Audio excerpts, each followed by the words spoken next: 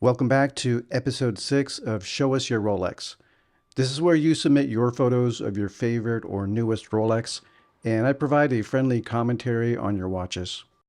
This gives me a chance to talk about someone else's watch instead of my own for a change.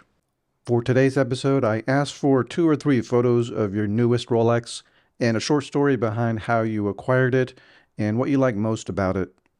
First up is Lorian, who submitted 3 watches: the Rolex Air King, the Yachtmaster in Everose Gold and Steel, and the stainless steel GMT Master 2 with the red and blue bezel. These make up a nice 3-watch collection: the Air King as a good everyday watch, the Yachtmaster for the water or for nicer events, and the GMT Master 2, another good everyday watch. The Air King is an underrated watch, and I am a fan of it. Up close, it has a lot going on the dial, the numerals and the colors of the yellow and green. But from a distance like this, I don't think it looks too busy at all. I think it has a good look to it. They did a nice job with reshaping the case recently and making it more flat-sided, and making the numerals more symmetric at the 05 and 55. But 40 millimeters is just a little bit too large for my wrist. I think this would look much better at 38 millimeters. The Yachtmaster has a more streamlined case, so it can do a better job of fitting on a smaller wrist. The case is very similar to the Rolex Daytona. This one is in steel and Everose Gold with a solid gold bezel and polished center links. I think this watch would pair up well with a nice shirt or a sports coat. They have a fairly large number of options for the Yachtmaster, either in stainless steel, steel and platinum, or steel and gold. And I'm hoping they refresh this watch coming up soon and maybe add a couple more options. And finally, the stainless steel GMT Master 2 BLRO. This photo looks great in natural light, and the numerals and the center polished links just sparkle in the sunlight. I didn't receive any commentary in the email about these 3 watches, so if you're watching, please leave a comment below and fill us in on the backstory regarding these 3 watches. The next submission is from JGOK, and his newest watch is the GMT Master 2 stainless steel, this time with a black and blue bezel and an oyster bracelet. And there's a really cool collection in the background. It's slightly blurred out, but I'll try to make out these watches. It looks like a Submariner with a green bezel, a GMT Master 2 in solid yellow gold, and it looks like a Yachtmaster with the platinum bezel. And then I think the last one looks like another GMT Master 2 in stainless steel. A great collection, and nothing wrong with having more than one GMT Master 2. This is a premium watch, and I think definitely an upgrade over the regular Submariner. The Submariner has an all-brushed bracelet, but the GMT Master 2, it has extra sparkle in these center polished links, and there's numerals all around the bezel, and something about the numerals just sparkle with the light, and there's extra sparkle with the edge of the bezel also. I get the feeling that most people prefer this blue and black version on a Jubilee bracelet, but personally, I prefer it on the oyster bracelet. I think the oyster balances out the GMT Master 2 better and makes it look like a more solid and utility watch. It also matches the rest of your collection, and this one fits very well in the collection. I would keep all 5 of these watches. Next up is Frank V, not with the new watch, but with the same 3 watches he's had for a while, and this one is another great 3-watch collection. The stainless steel Sea Dweller. What can I say? This looks great on your wrist. This is like a souped up Submariner, and if you have the wrist for it, I definitely recommend the Sea Dweller. And here's another underrated watch, the Sea Dweller in 2-tone with the steel and yellow gold. Even though this is not a hype piece, I still think yellow gold and black go really well together. And even better, the stainless steel Sky Dweller. This is a great photo and looks really great on the wrist. The next submission is from Nick, and again, a 3-watch collection. The first on the left is a 2001 Oyster Perpetual Date 15210 with a blue dial and engine turn bezel. And in the middle is a 2011 Explorer 214270 with a Mark I dial. But the latest Rolex purchase is the 2022 Explorer 2 226570. He writes, I recently took a trip to Japan and fully intended to buy a watch, but I wasn't sure what I was looking for.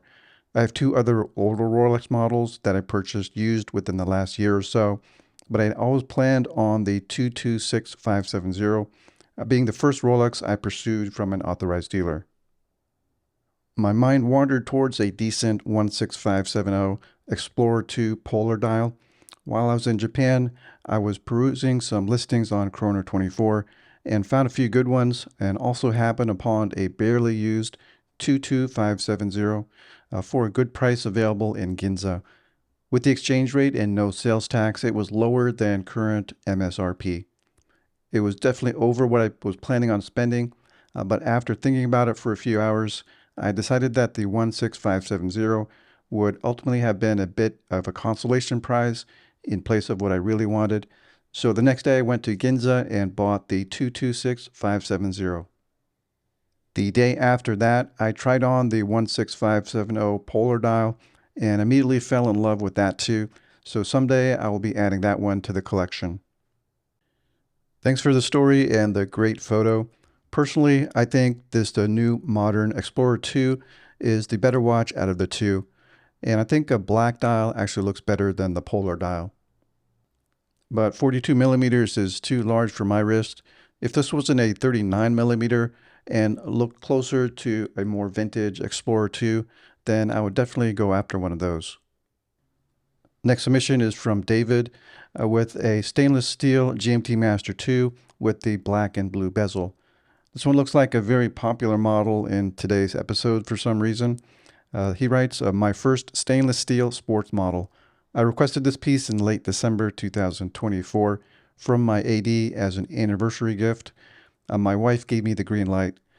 My visit to my out-of-state AD was in early January 2025, and he surprised me with this beautiful GMT. Love this shade of blue, very vibrant and crisp in the hot Texas sun.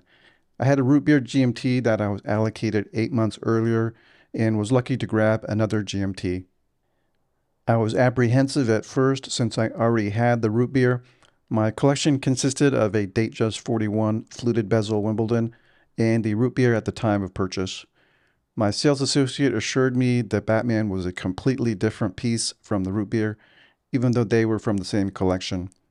My first piece was the Wimbledon in late 2023, and I'm new to the hobby. Again, in my opinion, I think it's fine to have two GMTs, and I agree with your AD that these are two different watches to be worn on different occasions. I probably wouldn't sell the root beer, or at least give it a long thought before you consider that. But congratulations on your new stainless steel GMT Master 2. The next submission is from Nico with some great photos of his latest pickup. This is my most recent Rolex purchase, the Rolex Yachtmaster Oysterflex 126655 Ever Rose Gold. I found this watch in the display in one of the Rolex stores here in Dubai. The watch was available for sale, but needed manager approval. After a day or so, the store called me up and offered me the watch, so I picked it up. I had to wait another 2 weeks after purchase for the right Oysterflex band that fit my wrist. What I like about this watch most is the perfect size for my wrist, as it is only 40 millimeters in size and has the curved oyster case that wears more elegant. Besides that, I love the matte black dial with gold and the red lettering, which is kind of special for Rolex. I agree, and I think this watch looks great and fits great on your wrist. Anytime you purchase a solid gold Rolex, that's a major purchase, and I think this was the right decision. It's solid gold, so it'll have a good weight on the wrist, but it's not too flashy. The Oysterflex band tones it down, and the blacked out bezel also gives it a stealthy look. Congratulations on your new Rolex purchase from the AD, and keep wearing this watch. And last up is AB Haig with an amazing and heavy hitter GMT Master 2 in full white gold with a meteorite dial. Any Rolex with a meteorite dial is very rare and very difficult to get from the AD. And this meteorite goes really well with that blue and red bezel. This one was purchased from the AD, and I believe he told me that he had not even asked for this watch or requested it, but the AD offered it to him and he couldn't say no.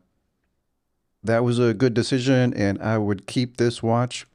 Back a few years ago, when I requested the white gold GMT Master 2, they allowed me to pre-order the one with the dark blue dial, but they said that the meteorite dial was not available.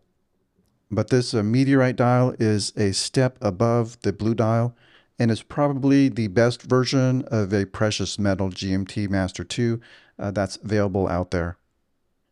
I'm sure this photo does not do this watch full justice, and I'm sure that this looks much better in person. Again, congratulations on your Rolex purchase. And thanks again to everyone that submitted their photos. I'll be doing another episode of Show Us Your Rolex in a few months. I'll announce it in a community post, so keep an eye out for that. If you want me to feature one of your watches, once I make the announcement, just send me an email with a couple photos of your Rolex.